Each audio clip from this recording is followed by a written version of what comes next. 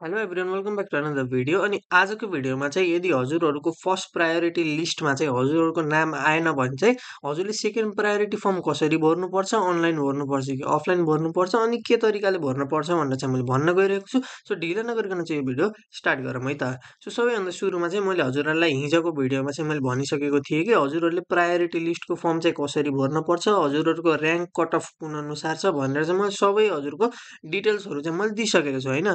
तर त्यही पनि धेरैजना भाइ बहिनीहरूले के कन्फ्युजन छ भन्दा चाहिँ फर्स्ट लिस्टमा चाहिँ मेरो नाम आएन भने चाहिँ के गर्न सकिन्छ भन्ने कुरा चाहिँ धेरैजना भाइ बहिनीहरूलाई छ होइन।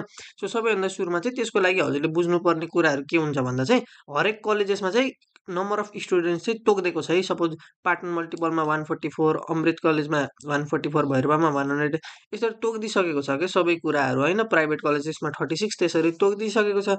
सो अनि यही कुरामा चाहिँ के हुन्छ भन्दा चाहिँ धेरैजना भाइ बहिनीहरूले चाहिँ टप टप कलेजेसमा आफ्नो प्रायोरिटी फर्म राख्ने, त्यसपछि उहाँहरूको चाहिँ नाम निस्किन्न। सो नाम ननिस्के चाहिँ सेकेन्ड प्रायोरिटीलाई कसरी भर्ने भन्ने कुरा चाहिँ मलाई धेरैजनाले कमेन्ट गरेर चाहिँ सोध्नु भएको थियो त। सो हजुरहरूले सेकेन्ड प्रायोरिटी लिस्ट फर्म भर्नको लागि चाहिँ के गर्नुपर्छ भन्दा चाहिँ सपोज हजुरले पाटनमा भर्नुभयो होइन। सो हजुरको लिस्ट चाहिँ त्यसमा नाम आएन, त्यसपछि हजुरले अब के मन छ भन्दा चाहिँ हजुरले भक्तपुर गएर पढ्न छ होइन। सो यसको लागि चाहिँ हजुरले के गर्नुहुन्छ भन्दा हजुरले भक्तपुरलाई चाहिँ हजुरले 2 नम्बरमा राख्नु भएको थियो, हजुरको नाम त्यहाँ पनि निस्किएन भने चाहिँ हजुरले चाहिँ एउटा यस्तो फर्म चाहिँ हजुरले प्रिन्ट आउट गरेर के गर्न सक्नुहुन्छ भन्दा चाहिँ आफ्नो चाहिँ फर्म चाहिँ भर्न सक्नुहुन्छ है त। Dear campus chief principal, name of the campus college भनेर भनेको छ। यहाँ चाहिँ हजुरले आफ्नो चाहिँ कलेजको नाम सपोज भक्तपुर मल्टिपल क्याम्पस भनेर चाहिँ हजुरले यहाँ लेख्नुपर्ने हुन्छ है त। त्यसपछि हजुरहरूको इन्ट्रान्स ऱ्याङ्क छ है त। हजुरको अब कति इन्ट्रान्स ऱ्याङ्क छ, 400 छ कि 500 छ कि, त्यो चाहिँ हजुरले यहाँ लेख्नुपर्ने हुन्छ। अब full name of student block L भनेर भनेको छ है। अब मैले भर्दै थिएँ भने चाहिँ मैले यहाँ क्यापिटल लेटरमा सबै SUSAN अनि गौतम भनेर चाहिँ मैले लेखिदिन्थेँ है त। अब एक्जामिनेसन रोल नम्बर भन्ने हुन्छ। सबैजनाले चाहिँ एउटा सिम्बल नम्बर चाहिँ पाउनु भएको थियो होला है आफ्नो एडमिसन कार्डमा। सो त्यो चाहिँ हजुरले चाहिँ यहाँ लेख्नुपर्ने हुन्छ है। अनि यो I would like to inform you that I have prioritize your college for study BSc CSIT, my name is in the list of this campus college in the serial number है। सो यदि हजुरले priority लिस्टमा त्यो कलेजको नाम राख्नु भएको थिएन भने चाहिँ हजुरले पाउनु हुँदैन है। सो 20वटा कलेजमा मैले हजुरलाई पहिले भनेको थिएँ सकेसम्म हजुरले 20वटै कलेजको नाम चाहिँ राख्नु भनेर भनेको कारण के हो भन्दा चाहिँ यदि हजुरलाई सेकेन्ड प्रायोरिटी लिस्टको फर्म भर्न छ भने चाहिँ हजुरको नाम चाहिँ त्यो कलेजको सिरियल नम्बरभित्र चाहिँ होस् के यो स्टुडेन्टले चाहिँ एन्ट्री गरेको थियो भन्ने कुरा चाहिँ कलेजले चाहिँ थाहा हुनुपर्छ है त। अनि सिरियल नम्बर भन्ने कुरा चाहिँ यो चाहिँ हजुरहरूको प्रायोरिटी फर्ममा चाहिँ जुन हजुरको अब जुन लिस्ट आउँछ नि प्रायोरिटी लिस्टको, सो त्यसमा चाहिँ हजुरहरूको चाहिँ यहाँ हजुरले त्यो नम्बर लेखिदिने। अनि I would like to apply myself for the admission in this college, I have attach my score sheet in the colour herewith भनेर भन्छ है। सो स्कोर सिट हजुरको जुन आन्सर हजुरको स्कोर सिट दिएको छ नि, जुन हजुरले लास्टमा प्रिन्ट गर्नु भएको छ नि अहिले चाहिँ IOST को साइडबाट, सो त्यसलाई चाहिँ हजुरले स्टिच लगाइदिएर चाहिँ कलर प्रिन्ट गर्नुपर्छ है। ब्ल्याक एन्ड व्हाइटमा चाहिँ नगर्नु होला। धेरैजना भाइ बहिनीहरूले यही मिस्टेक गर्नुहुन्छ कि ब्ल्याक एन्ड व्हाइटमा प्रिन्ट गरिदिनुहुन्छ।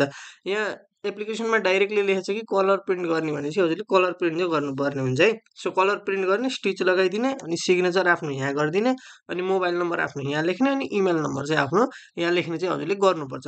अब यो त हजुरले भरिसक्नुभयो, यो त हजुरले घर पनि बसेर भर्न सक्नुहुन्छ।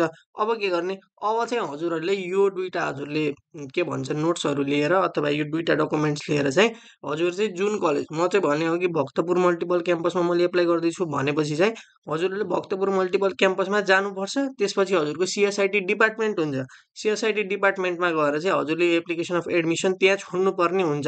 अब कतिपय कलेजमा के हुन्छ भन्दा चाहिँ डिपार्टमेन्टमा छोड्दा पनि कसैले चाहिँ एकाउन्टमा गएर दिनुहोस् भन्ने गर्छन् है। सो त्यस्तो खण्डमा चाहिँ हजुरले CSIT डिपार्टमेन्टमा सुरुमा गएर बुझ्नुहोस् एकाउन्टमा दिने कि त्यहीँ दिने भनेर।